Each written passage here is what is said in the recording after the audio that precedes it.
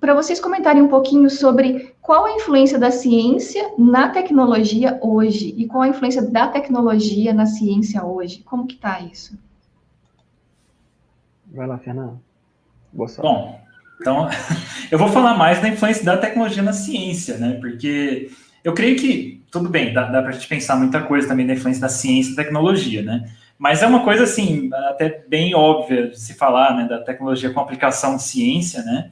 Toda a base científica que está por trás desses desenvolvimentos, tem muita coisa. Aquele livro do Verker, que trabalha bastante isso, né? Bastante autores trabalhando como que as descobertas científicas elas têm influenciado tecnologias de ponta hoje, né? Em grandes laboratórios. Então, assim, a tecnologia hoje é uma coisa muito especializada, né? Muito se vale de muitos fenômenos bastante, como é que eu digo? Se fala hoje, por exemplo, de computação quântica, né? De fenômenos bastante recentes investigados pela ciência e que estão sendo trabalhados aí na tecnologia, né? Mas um lado que às vezes a gente não percebe é a influência da tecnologia na ciência, né? Então tem alguns autores que falam que às vezes dá para você contar até a história da ciência à luz da instrumentação científica que foi surgindo, né? Então a própria virada ali que você teve na ciência moderna do observatório para o laboratório, né? Antes a ciência era um observatório. Depois o laboratório, é interessante que o Don Knight, um filósofo da tecnologia, ele já fala sobre esse paradigma da ciência moderna como a ciência que vai produzir agora o fenômeno da natureza dentro de condições controladas dentro do laboratório. Então, a ciência moderna, ela acaba sendo até tecnológica, mais tecnológica do que antes, porque agora o laboratório é um lugar onde a natureza ela é produzida, né? E então, até investigação, sei lá, do funcionamento dos nossos comportamentos, né? Laboratórios de psicologia, neurociência, por exemplo. Sim. E aí você vai tendo essas grandes instrumentações, né? O pessoal fala até dos paradigmas científicos, né? O primeiro, o segundo.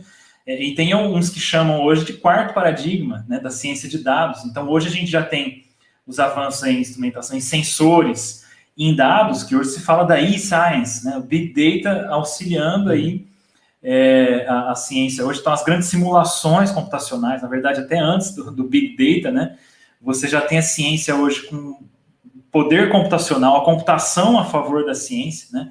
Grandes simulações, algoritmos, uma quantidade absurda de dados sendo gravados aí em bancos de dados, e isso tem causado transformações, assim, importantíssimas na ciência. Eu sempre costumo dizer, gente, a ciência que se faz hoje não é a ciência de Newton, tudo bem, é ciência, né? Ainda tem a metodologia, tem as coisas lá, mas é muito diferente. E surgem questões importantíssimas, tratadas aí hoje pelos filósofos da ciência e da tecnologia. A gente precisa ver isso, né? Será que a gente pode confiar, por exemplo, nesses resultados de simulação, de algoritmos, né? Já começa daí. Boa pergunta. E aí, o que você me falando me fez pensar numa coisa que surge disso, né? Que é a ética, né? E aí eu acho que nós, como cristãos, temos um papel muito importante de participar da sociedade, dos governos e participar de onde se discute isso, né? O cristão ele tem que estar preparado para oferecer respostas cristãs, ponderadas e coerentes. Também, né? Não ser só passivo.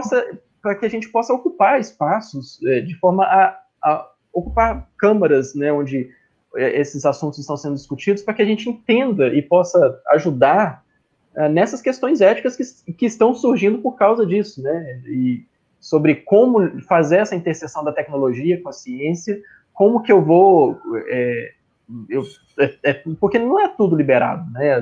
A ciência ela tem capacidades e o desenvolvimento de métodos tecnológicos, né? Ele leva a questões que geram dificuldades muito grandes para nós. Até onde a gente vai, né? Como que a gente vai adotar, como que a gente vai aplicar certas tecnologias, como que a gente vai tratar de certos fundamentos científicos que estão surgindo. A gente tem muita coisa em andamento, né? Você pode pensar aí no Nobel do ano passado, que foi as cientistas mulheres, né, que ganharam pelo CRISPR, né, que é uma técnica da biologia molecular, que é uma técnica maravilhosa, uma benção aquele negócio, mas surgem problemas. Já surgiu problema lá na China de edição de DNA. Como que eu vou usar isso? Quais são os limites, né? Quais são os limites e como que essa interseção da ciência com a tecnologia, ela precisa de nós cristãos para dar nossas nossa contribuição como cidadãos, como parte da sociedade. Então a gente não pode se isolar da sociedade, a gente não pode ser passivo, como você falou, né?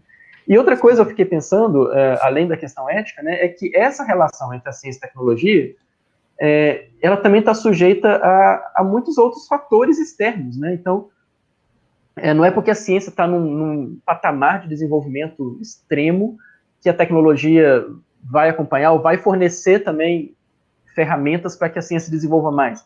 Eu estou falando isso porque eu lembrei de um caso específico, e eu trabalhei muitos anos com microscopia eletrônica, microscopia óptica, enfim. E o microscópio eletrônico, ele surgiu no século XX, por exemplo. Ele é algo recente, uma tecnologia recente, pensando que o microscópio óptico surgiu lá na época de Galileu. O microscópio eletrônico, ele é do século XX, e os primeiros modelos de microscópio eletrônico são de 1939, 38, 39, na Alemanha. E os grandes desenvolvimentos em microscopia eletrônica vieram na década de 60. Mas o microscópio estava lá, só que ele estava numa situação de guerra, ele estava numa situação onde a ciência, onde a Alemanha mesmo, né, teve uma evasão de cientistas por causa do nazismo, tudo. E uma tecnologia que surgiu e que poderia ajudar no desenvolvimento da ciência numa época, acabou sendo atrasada por 20, 30 anos por causa de um evento histórico, uma situação política, geopolítica global, que alterou o curso das coisas e atrasou em alguma coisa. Mas, nesse meio tempo, a gente teve outros desenvolvimentos, e aí você tem a questão nuclear e tudo. Ou seja, essa relação entre a ciência e a tecnologia ainda é dependente de outras situações externas, né, geopolíticas, mas a coisa está andando e... Contextos que favoreçam, né, o próprio desenvolvimento científico e tecnológico.